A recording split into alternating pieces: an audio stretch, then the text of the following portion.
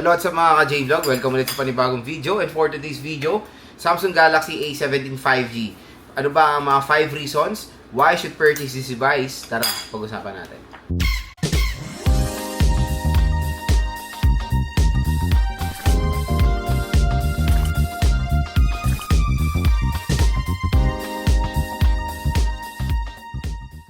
So ayan mga idol, for today's video, pag-uusapan nga natin ng isang very popular din na device ngayon 2026, which is a Samsung Galaxy A17 5G. So sa video na to, bibigyan ko kayo ng 5 rason why you should purchase this device at kung bakit isa to sa pinakasulit din na 5G smartphone na pwede nyo ma-purchase ngayong 2026. Pero again, ano nga muna ba ang SRP nito? So ang SRP ng Samsung Galaxy A17 5G for the 4GB 128 is 10,000 pesos to 10,500 pesos. 8GB 256 is 13,500 pesos. Pero ito good news sa ating video. Pag tingnan po yung video dito, view products, mura nyo lang makukuha ang A17 5G mga idol. Ayan, pwede nyo na lang siya makuha at around. Again, this is the 256GB of internal storage from the price na 13,500 down to 8,500 pesos. Napakamura mga idol, di ba? 256 na po yan, and I think this is a better option to go dahil yung 4GB 128 medyo mababa yung RAM. Ito, all-in tayo sa 8GB 256. 8.5 na lang. At syempre, pag clinic nyo pa yung ating product link, tap mo yung video ulit. Ayan, pag dyan kayo galing sa link natin, may magge-generate pong special discount voucher para sa mga consumers natin, 1 to 2,000 additional discount off sa inyo dito sa A17 5G. So, 8,500 to 9,000 pesos. Sabihin natin 8,500 to 10,000 pesos ang presyo nito mga idol. Ganon kasulit itong si A17 5G. So, dito sa video natin, bibigyan ko kayo ng 5 rason kung bakit napakasulit i-purchase ng smartphone na to ngayong taon. Unang-unang pag-usapan natin is yung overall display. Pagdating sa display ng A17 5G, wala silang ganong pinagkapa-iba sa Samsung Galaxy A16 5G. Parehong-pareho sila ng specifications when it comes to display. Same refresh rate, same naka-notch display. And mga idol, Super AMOLED display sila. Yan ang isang magiging advantage ng A17 5G sa karamihan ng mga competitors niya around this kind of price tag. Kasi usually iba is IPS LCD. So ayun mga idol, di ba? Biruin mo. Yan ang isang mapagmamalaki nyo sa A17 5G. Although it's notch display pa rin mga idol, which is nakaka-disappoint. I don't know why hindi pa rin makamove on si Samsung sa notch display when it comes sa A17 and A26. Sa A26 mga idol, diba? So again, ang gagawin natin dyan is hopefully sa A18 ma-punch hole na nila. Pero when comparing again for the overall display specification neto sa mga ibang smartphone, ito ang pinaka-the best display for me when it comes sa budget 5G smartphone ngayon 2026. It's 90Hz, medyo mababa for its price, pero kung Super AMOLED naman ang ititero mo, all goods na ako dyan. Again, I've been a user of Samsung Galaxy A16 5G. Ang pinaka-the best na nagustuhan ko doon is pag naglalaro ko, like COC or Clash of Clans.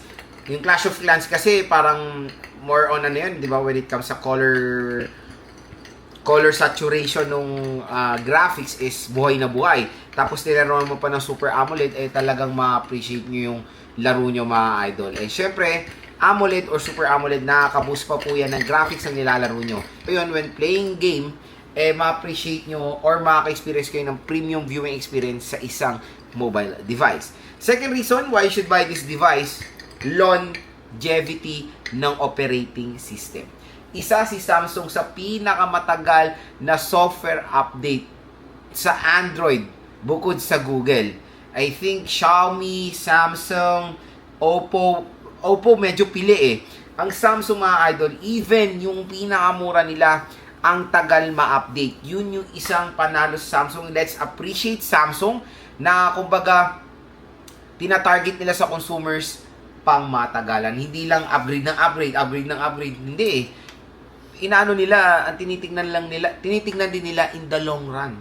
Yun ang maganda dun.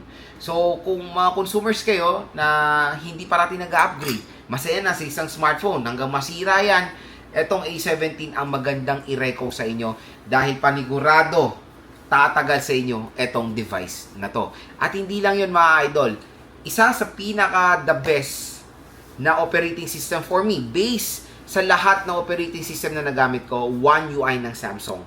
So, very user-friendly at sobrang secure dahil sa kanilang Samsung Knox. Third reason, camera. 8 to 10,000 pesos, tatlo ang lente. Diba? So, ito na naman tayo sa term na kompleto recados kasi ang dami na naman tayong nababash dyan. So, complete recados siya when it comes sa price point na 8 to 10,000 pesos sa lente. So, meron siyang ultra, meron siyang macro, diba? Yung iba, for this kind of price tag, it's dual rear camera ng mga 5G. Sabihin, dual. Pero ano pangalawang camera mo? AI lens or very crappy na auxiliary lens na hindi po natin nagagamit talaga yan. So, ultra-wide camera and macro lens sa A17 5G, aba, yan ang magiging advantage niya mga idol sa mga ibang competitors niya. Hindi lang yon, yung main camera niya is merong optical image stabilization for more stabilized video mga idol. So, for example, nag-vlog kayo, naglalakad.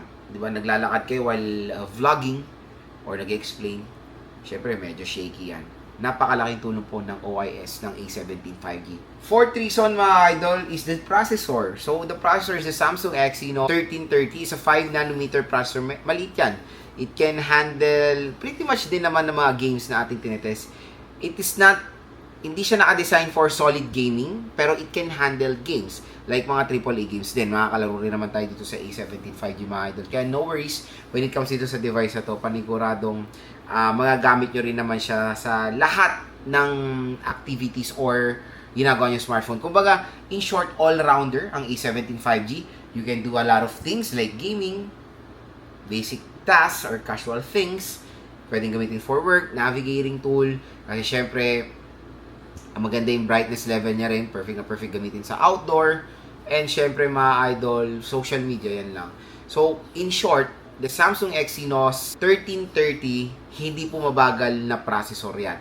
Compare sa mga iba like the MediaTek Dimensity 6300, the GPU naman yun is Mali G57. Ito mga idol, ang GPU na ito is Mali G68, di ba? So, okay din ang GPU kumbaga ng Samsung Exynos na to. So, give nyo naman ng chance ang Exynos kasi ang daming may ayaw talaga sa Exynos. I don't know why kasi lahat naman ng smartphone uminit. Sabihin na natin given na mas mabilis siyang uminit. Sabihin na natin given mabilis siyang uminit pag sa laro. Pero again, hindi naman lahat gamers. Hindi naman kahit naman mga basic tasks, hindi naman uminit yung processor mo, di ba? So, sa mga ganung, kumbaga, mayroon talaga specific target consumer itong smartphone na to na ma-appreciate din yung processor niya.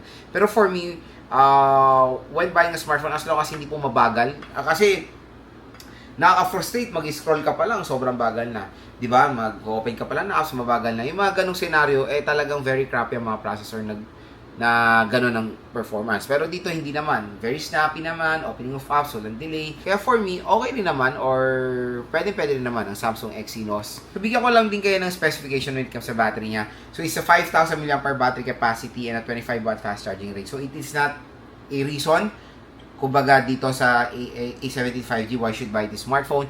Pero binigay ko lang kasi usually iba nagtatanong naman Maliit ang battery niya compare sa mga ibang smartphone. Kumbaga nilalabas kayo ni 6,000, 6,500 or 7,000 mAh battery capacity. 25 watts, medyo mababa rin yan at no charger po tayo. No charger rin ito out of the box. So kayo talaga mag-proof of ride or minsan ino-offer naman ng Samsung na libre na ini-include dito pero paswertihan lang yan. Kung wala man lang kayo nabiling charger, no worries, marami naman din mga legit na mga third-party bricks or mga power bricks na nasa 500 pesos lang like Ugreen, Anker, or Romos. At ang pinaka-last reason why you should buy the Samsung Galaxy A17 5G is of course the 5G connectivity.